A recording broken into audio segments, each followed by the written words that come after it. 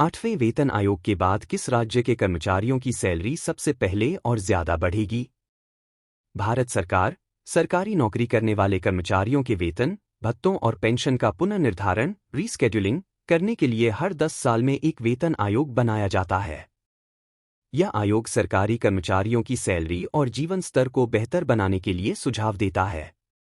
हाल ही में 8वें वेतन आयोग के गठन की घोषणा हुई है, जिससे कर्मचारियों और पेंशनभोगियों में खुशी की लहर दौड़ गई है। अब सवाल उठता है कि जब यह वेतन आयोग लागू होगा तो इसका असर सबसे पहले किस राज्य पर होगा? इसके साथ ही सवाल ये भी है कि 8वां वेतन आयोग लागू होने के बाद किस राज्य के सरकारी कर्मचारियों की सैलरी सबसे ज्यादा बढ़ेगी? चलिए, इसके बारे में इस खबर में विस्तार से जानते हैं। 8वें वेतन आयोग का राज्यों पर असर। 8वें वेतन आयोग की सिफारिशें सबसे पहले केंद्रीय कर्मचारियों पर लागू होंगी। इसके बाद राज्यों को भी इन्हें लागू करना होगा। 7वें वेतन आयोग के समय ज्यादातर राज्यों ने केंद्र की सिफारिशों को अपनाया था। हालांकि हर राज्य का तरीका और समय सीमा अलग अलग होती है।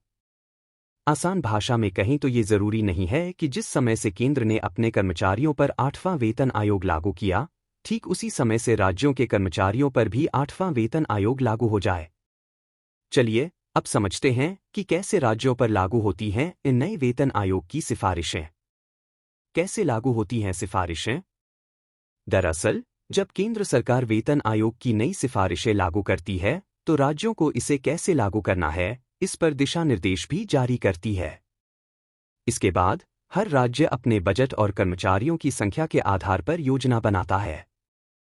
राज्य अपनी जरूरतों और वित्तीय स्थिति को ध्यान में रखकर अलग अलग वेतन मैट्रिक्स बनाते हैं।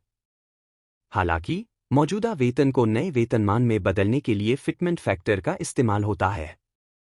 केंद्र भी यही करता है। जैसे अभी फिटमेंट फैक्टर 2.57 है, लेकिन अगर इसे बढ़ाकर 2.86 किया जाता है, तो आपके मौजूदा बेसिक सैलरी में 2.86 से गुणा कर दिया जाएगा। जो नया आंकड़ा आएगा वही आपकी बढ़ी हुई बेसिक सैलरी होगी।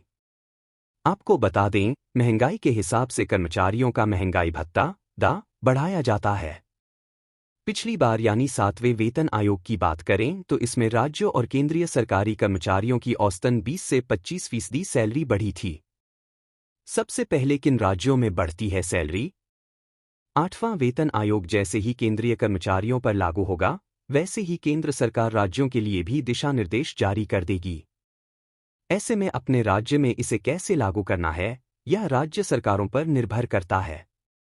हालांकि पिछले वेतन आयोगों के लागू होने के फैसले को देखें तो पता चलता है कि बड़े और अमीर राज्यों में ये सिफारिशें जल्दी लागू होती हैं। जैसे 7वें वेतन आयोग के समय उत्तर प्रदेश, महाराष्ट्र, गुजरात और तमिलनाडु जैसे राज्यों ने तेजी दिखाई थी और इसे सबसे पहले लागू किया था। वहीं 8वें वेतन आयोग की बात करें तो इसमें भी उत्तर प्रदेश और महाराष्ट्र जैसे राज्यों के कर्मचारियों को ज्यादा फायदा मिल सकता है, क्योंकि इन राज्यों की आर्थिक स्थिति मजबूत है और केंद्र और राज्य में एक ही पार्टी की सरकार है। जहां तक रही सबसे ज्यादा सैलरी बढ़ने की बात, तो जो राज्य सरकार केंद्र सरकार के फिटमेंट फैक्टर पर बेसिक सैलरी बढ़ाएगी, उस राज्य के सरकारी कर्मचारियों की सैलरी सबसे ज्यादा बढ़ेगी। वीडियो देखने के लिए धन्यवाद।